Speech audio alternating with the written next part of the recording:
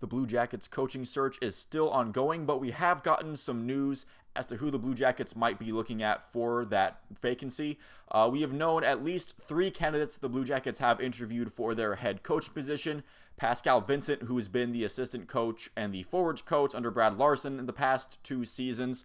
We kind of saw a story that he might have been promoted a head coach if it wasn't for the Canadian border and the COVID restrictions and stuff like that, and having to do meetings on Zoom and things like that. So he's in the running. Peter Laviolette, who is a veteran coach in the NHL, he's been coaching in the league for years and years and years now. He has just mutually parted ways with the Washington Capitals. And last but certainly not least, the name who has probably turned the most heads out of this report here, Mike Babcock, who is going to be the main subject of this video, because I do think that he is, the most interesting person on this list, and what this interview could mean and what this might mean for the Blue Jackets in this upcoming season.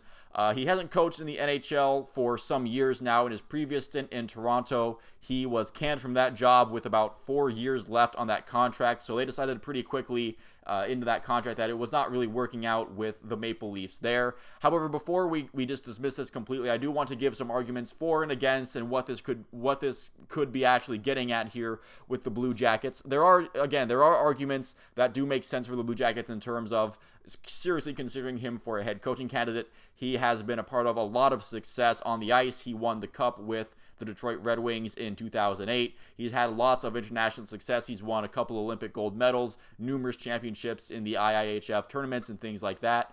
And, Mike Babcock would have a command. He would have a presence in that locker room that just wasn't felt with Brad Larson. He probably would demand a certain standard that maybe wasn't quite as demanded under Brad Larson's tutelage and his coaching there. And maybe that is something that the front office feels like the locker room needs in order for the Blue Jackets to move forward. Now, there are some arguments against it, where you can argue that this is a what have you done for me lately kind of league, where, again, this is a league that Mike Babcock just hasn't been a coach in for the past few years. And the last job he was involved in, it just wasn't working out very well. The Toronto Maple Leafs not being able to get out of the first round, that kind of thing, even though that's been going on for decades now, the core of Matthews and Marner and the core four kind of thing kind of started with under Mike Babcock's tutelage. So there is that to go against him. You can argue that his greatest successes have been on teams that were just stacked and elite, like the '08 Red Wings. You also have, all of his international championships and medals have been won with Team Canada, where you're definitely, 10 times out of 10 having the best collection of talent on that team. You would hope that any, coach with any competency can get them at least very far, if not win the whole thing, just by coaching that team. And the Blue Jackets, as high as I am on that roster, and I'm very encouraged by their current pipeline of prospects coming in, they are nowhere near that level of stacked of either any Team Canada or a team like the 2008 Detroit Red Wings, and they're probably not going to be for at least a couple of years even if all the prospects pan out like they're supposed to. Who knows if they even reach that level of just being that far above everybody else. Also, just because even if you are inclined to believe that Mike Babcock would be is still as great of a coach as he ever was, that doesn't necessarily mean he's going to be a good fit for the Blue Jackets locker room. I do think a decent example that we just saw with Columbus was John Tortorella at the end of his tenure. I'm not saying John Tortorella and Mike Babcock are the same coach or the same person or anything like that. I'm just saying that it was easy to tell that even if Tortorella did have, plenty of good coaching years in the tank, and I do believe he does, I'm interested to see how he handles the Flyers job in the next few years. You can just tell that he wasn't fitting in with his current Blue Jackets roster, and that something needed to change, and that's why they agreed to not renew his contract, especially with rumors that he didn't want to come back to the Blue Jackets at the end of last year anyway. But again, back to Mike Babcock.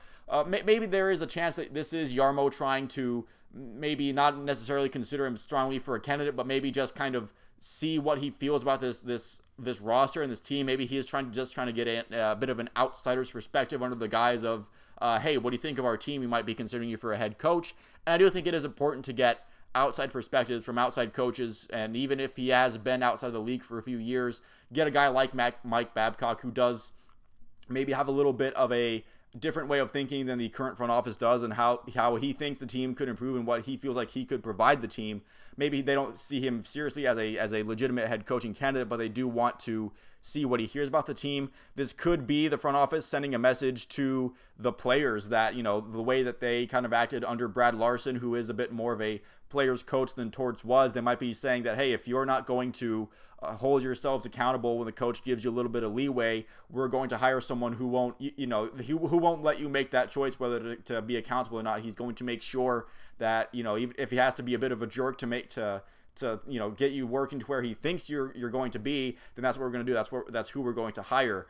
One of the things that I've seen floating out there, I think this is just kind of a silly way of thinking, is that this is a way to get the fans to kind of breathe a sigh of relief or feel better about when they hire somebody like Pascal Vincent, who is an in-house hire who the fans might be a little bit upset with. I don't think Jarmo Kekalainen is necessarily taking fan reaction into account as far as what head coach he's going to hire. I think if he is taking into account what the fans might think of a move that he makes, I think that is a problem. I think any general manager of any sport shouldn't be holding back what they think is best for the team based on whether or not the fans will like what they do or not. I think if a general manager has a move that they think will help their team, but they don't do it because the fans are going to be upset about it, then I think that's a terrible example of a general manager, because one of the things about being a general manager is that supposedly they are in on a lot more information than us fans just aren't privy to. So maybe there's something that, in certain moves, maybe it makes sense to make some trade, but the general manager knows that that player just has no interest in playing for the certain team, even though that hasn't really been public knowledge for anyone. So stuff like that, I do think that's a bit silly to say, but there is an actual chance that the Blue Jackets are just generally interested in hiring him for the job. Maybe he's not even their first candidate, but he might be an insurance plan where, the first couple of people they want say no thank you to the job. I know Peter Laviolette, who they've interviewed, has also received interest maybe from the Rangers and other teams. So maybe if that is the case, then maybe Mike Babcock is one of their insurance plans to make sure that if they're left, they're kind of left hanging by a couple of their first choices for candidates, maybe they are viewing Mike Babcock as somebody they can reach out to and say, hey, you want a job? And he'll take it, I guess. So let me know what you think about the concept of Mike Babcock coaching the Blue Jackets. Let me know how you feel about any head coaching candidate. If there's a head coaching candidate that you haven't heard much about, as far as the Blue Jackets pursuing them, that you want to see them do that, please let me know in the comments down below. Thank you for watching. You made it this far into the video. Leave a like and subscribe if you feel like it. I will see you at the next one.